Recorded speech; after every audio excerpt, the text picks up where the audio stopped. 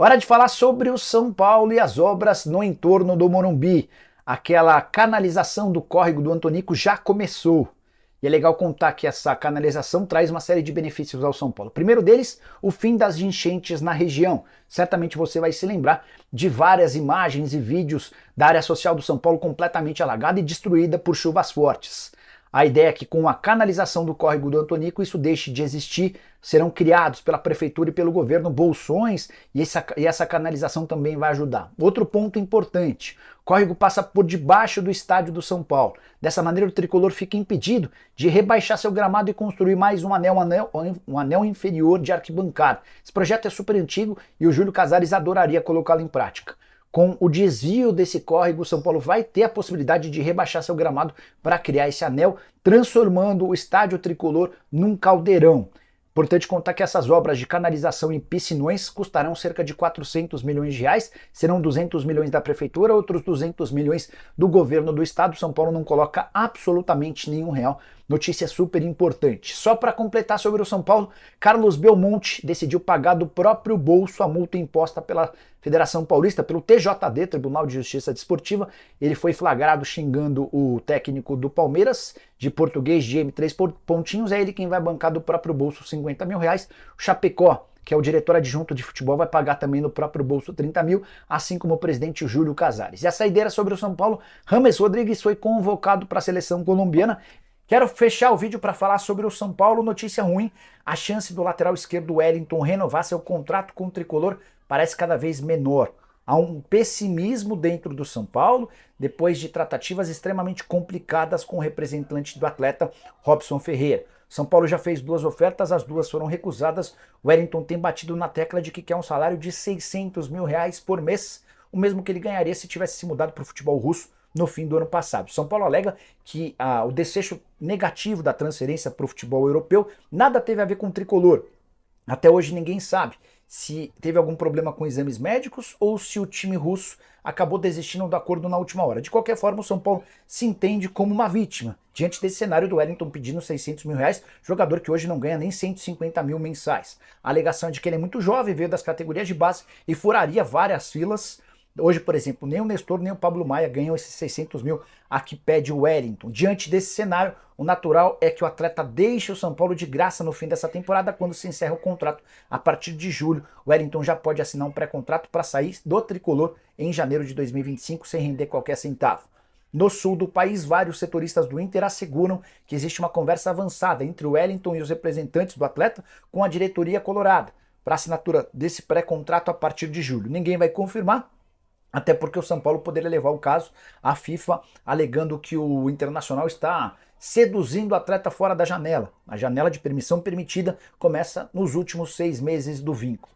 De qualquer forma, sem o Wellington ou com o Wellington, São Paulo sabe que vai precisar trazer um lateral esquerdo de primeiro nível na metade do ano. Alexandre, Ismael são só alguns dos nomes especulados. E uma possibilidade de improvisação ao longo da temporada seria do Moreira, lateral direito, atuar de forma improvisada pelo lado esquerdo. E você, o que pensa sobre a pedida do Wellington? Olha só, vamos falar sobre o Wellington para abrir aqui as informações desse vídeo.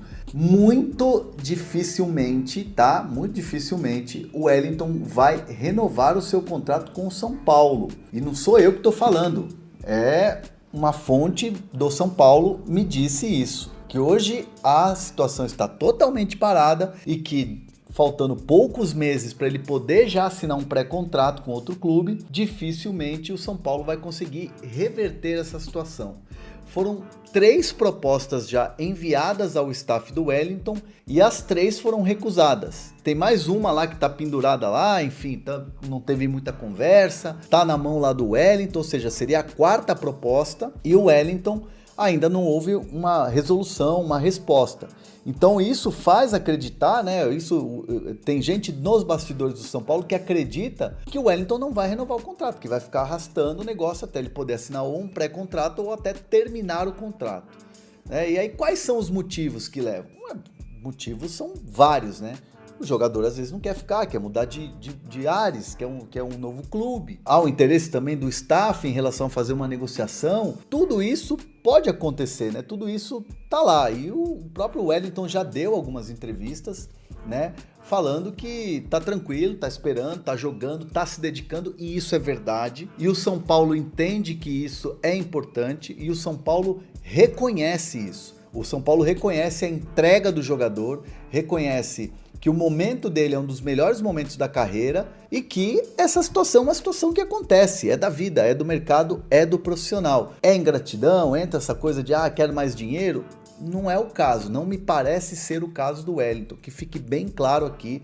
O Wellington, que é um menino cabeça boa, é um menino gente boa e é um menino que gosta muito do São Paulo. Às vezes outros fatores levam o cara a tomar a decisão de repente não renovar, e é do jogo. É da vida profissional. Então o São Paulo entende que vai ser muito difícil, tanto que o São Paulo está no mercado e na próxima janela vai trazer um lateral esquerdo. O foco do São Paulo para a próxima janela é trazer um lateral esquerdo. Já está mapeando o mercado, já tem nomes que podem ser atacados e a direção do São Paulo agora vai correr numa outra direção, sabendo que está muito difícil essa questão com o Wellington. Sobre Internacional, né? Saiu uma notícia de que o Internacional teria já o interesse de fazer um acordo, aquela coisa toda, segurando esse acordo até ele poder assinar o pré-contrato. Ontem eu conversei com dirigentes do Internacional e eu estive lá em Brasília para acompanhar o jogo do Inter, e o que me responderam foi, o Wellington tem contrato. O Wellington tem contrato com o São Paulo até o final do ano.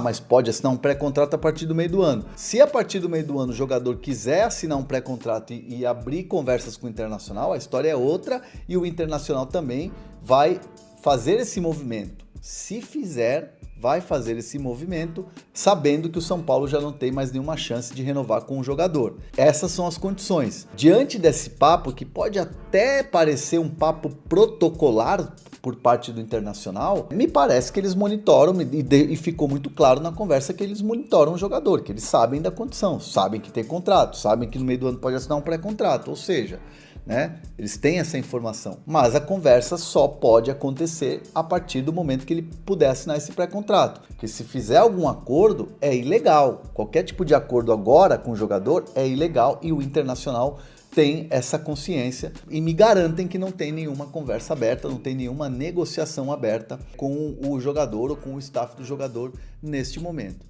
O Palmeiras pode repetir a mesma campanha dos 2 últimos anos, porque só dá para perder a invencibilidade num segundo jogo ou primeiro jogo de final. E o Palmeiras só perdeu nas 2 últimas finais do Paulistão, né? São 39 jogos de fase de grupos que o Palmeiras não perde, agora no mata-mata. É coisa chata, velho, não perde nunca. E eles perderam pra quê esses jogos? Você sabe? Um foi pro São Paulo e o outro foi pro Água Santa. E em 2021 pra Inter de Limeira na fase de... Mas quem foi campeão?